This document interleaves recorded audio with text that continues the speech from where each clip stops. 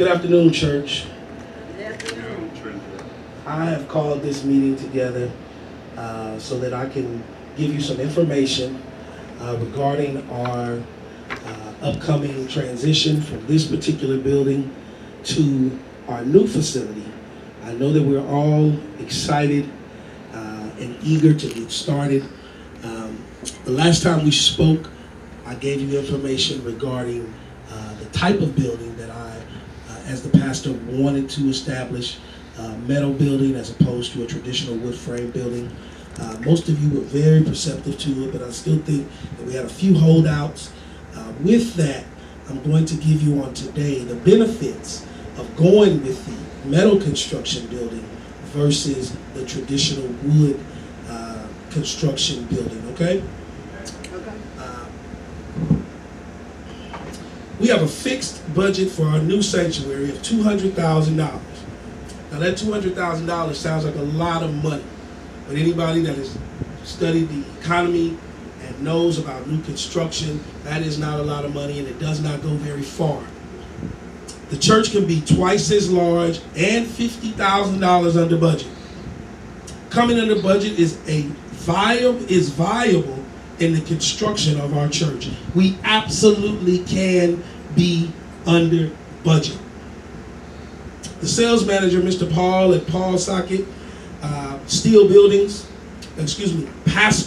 Buildings, can get the sanctuary building at the total cost of $45,000. Now the sanctuary itself can be built for $45,000. Now these are numbers that I went over with you. That's the cost of the building, the cost of the materials. I went over this with you on the last time. That does not include the foundation, things of that nature. But for a total cost in the range of $65,000 to $75,000, from foundation to rooftop, we can have our sanctuary built. It can be twice as large by using the metal construction. That's not the reason for our meeting on today. The reason for our meeting on today is for design. It's the design of our church.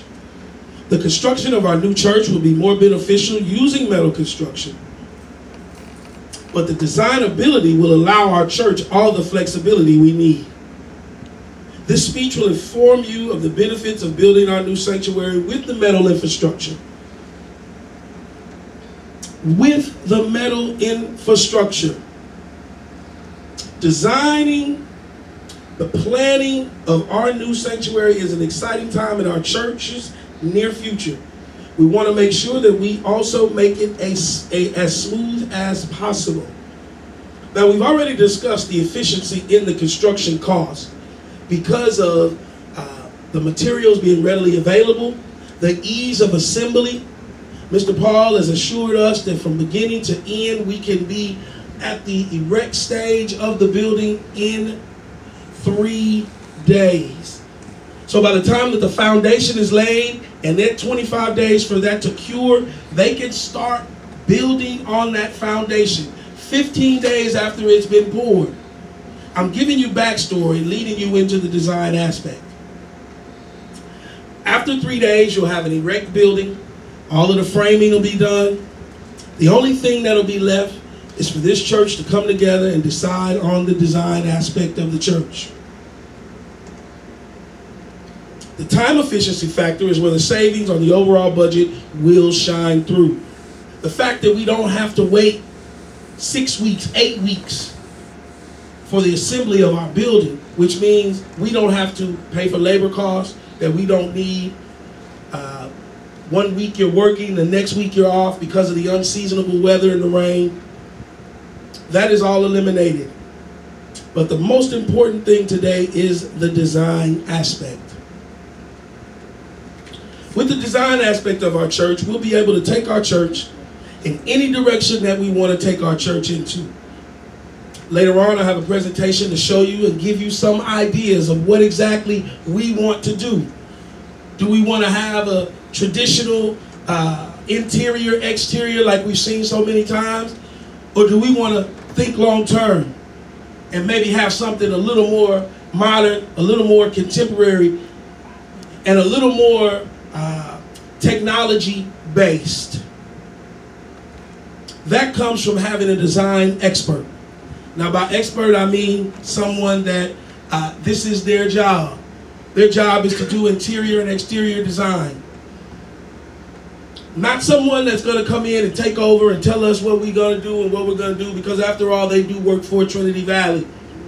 With that being said, we have total control over the design. But the design is also interior and exterior.